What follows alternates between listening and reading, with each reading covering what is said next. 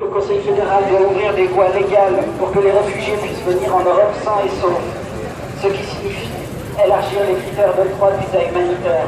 L'action de visa humanitaire pour les Syriens, par exemple, mais il n'y a pas que, ne doit pas se limiter aux conjoints et aux enfants mineurs, mais s'étendre aux enfants majeurs, aux frères et sœurs et aux parents des Syriens qui sont en Suisse. De plus, la pression mise notamment sur les contrôles dans les aéroports pour empêcher les demandes d'asile doit être relâchée. Elle ne fait que permettre aux passeurs de s'engraisser un peu plus. Deuxième mesure, suspendre les transferts Dublin vers les pays d'Europe qui sont dépassés par les nouvelles arrivées. Tout le monde sait que certains pays sont dépassés. Malgré cela, l'administration de Mme Sommaruga continue, en ce moment même, d'appliquer Dublin à la lettre et de prendre les décisions de renvoi vers ces pays. C'est simplement inacceptable.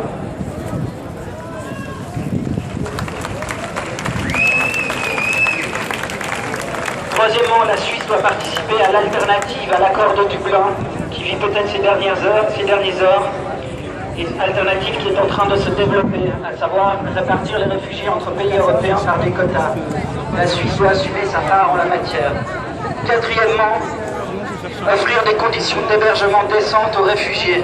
La coordination asile genevoise soutient les revendications des demandeurs d'asile qui sont enterrés vivants dans les abris PC à durée indéterminée. C'est pas vrai. Le Conseil d'État genevois doit prendre la mesure de la crise actuelle et l'anticiper. On ne peut plus se contenter, pour héberger les réfugiés, d'attendre que quelques bâtiments désaffectés qui traînent par là puissent être utilisés. Nous exigeons une planification sérieuse de nouvelles places d'hébergement à l'air libre.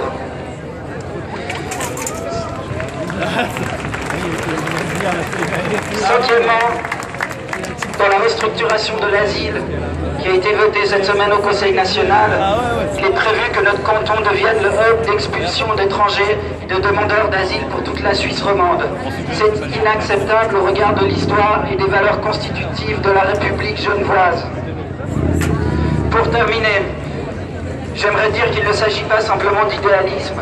Selon nos estimations, la Suisse a, depuis 1970, octroyé un asile ou une protection provisoire à plus de 210 000 personnes.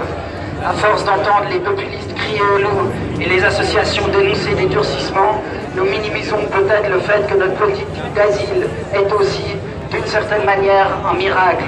Plus de 210 000 vies sauvées par notre accueil sans que la Suisse ne se porte moins bien. Bien au contraire, si l'on songe aux contributions culturelles ou économiques des réfugiés. Notre pays peut donc faire confiance en ses expériences passées. Il est temps d'accueillir plus de réfugiés, non pas par idéalisme, mais parce que la situation internationale le requiert. Je vous remercie de votre attention.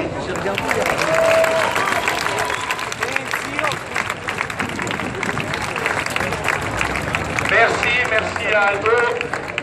Alors là, l'idée c'est qu'on va partir en cortège, faire un maximum de bruit dans la ville pour se faire entendre.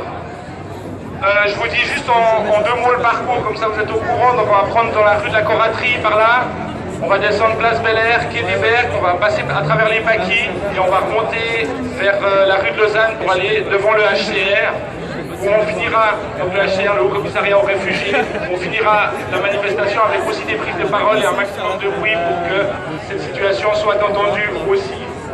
Juste avant de se mettre, il y a la banderole de tête qui est là, donc il faudra se mettre par derrière.